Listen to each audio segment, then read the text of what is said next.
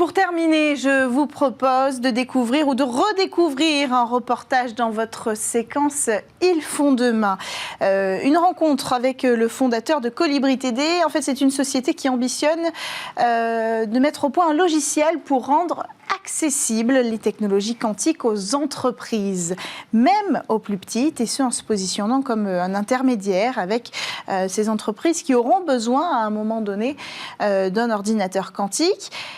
Certaines n'ont pas les moyens de le faire, les autres auront la technologie. L'idée, c'est de créer un pont entre les deux pour démocratiser l'ordinateur quantique. Alors, je vous propose de découvrir ce reportage tout de suite dans Smart Tech.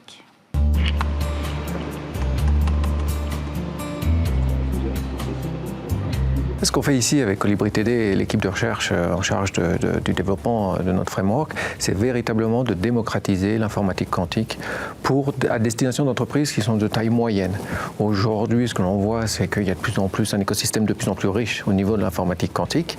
Il y a quelques acteurs majeurs qui s'intéressent à l'informatique quantique, mais il y a tout un ventre mou, quelque part, d'entreprises qui n'ont pas encore accès, qui auront besoin de cet accès, et c'est là qu'on veut se placer. Aujourd'hui, on est dans les tests, les proof of concept, des démonstrations.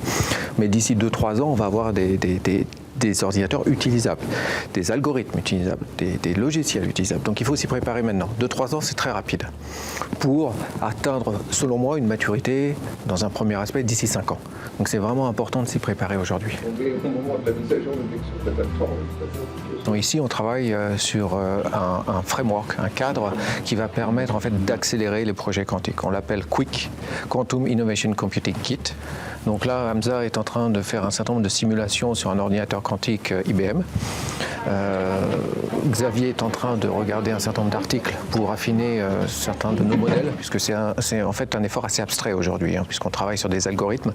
Donc il y a quand même un travail très abstrait en profondeur pour analyser et passer du classique au quantique. C'est toute une analyse assez profonde qui est le challenge, en fait, qui est vraiment le défi d'aujourd'hui. En fait. C'est pour ça qu'il n'y a pas énormément de sociétés qui s'attaquent à ce problème, puisque ça demande des ressources assez penchées sur l'informatique quantique, sur le monde quantique, et ce n'est pas des ressources qui sont trouvables très facilement aujourd'hui. L'intérêt, c'est d'aller chercher ce qui nous intéresse le plus dans ces technologies pour optimiser et aller le proposer à des entreprises, on va dire, intermédiaires qui n'ont pas accès à ces technologies et qui n'ont surtout pas les ressources pour le faire. Aujourd'hui, qu'est-ce que ça va apporter? Pourquoi on fait tout ça? La première révolution quantique dans laquelle on vit a apporté le laser, l'IRM. Aujourd'hui, on ne parle pas de ça comme des technologies quantiques, on parle de ça pour se soigner, pour utiliser un téléphone, etc. Donc on en bénéficie indirectement. L'idée, c'est pareil. Par exemple, aujourd'hui, pour la chimie, une molécule sera développée, au lieu de parler d'années, ça sera des mois. Pour l'environnement, au lieu d'avoir des engrais qui polluent parce que c'est très difficile à fabriquer, on pourra les fabriquer de façon plus efficace. Les batteries, c'est une application fondamentale. Les batteries, par exemple, aujourd'hui, une batterie elle a une capacité, mais pouvoir faire des batteries moins chères avec de plus grandes capacités, ce serait une révolution parce que tout le monde pourra passer à l'électrique, non seulement dans les voitures, chez soi, etc. Donc, comme toute révolution, 90% des choses qui vont arriver, on ne les anticipe pas. Et c'est ça aussi qui va impacter la vie de chacun progressivement, et c'est ça qui est intéressant, parce qu'on est au tout début de cette révolution. On n'envisageait pas dans les années 70 tout ce qu'apporterait l'informatique, et aujourd'hui on n'envisage pas tout ce que pourra apporter l'informatique quantique. Donc on est vraiment là aujourd'hui.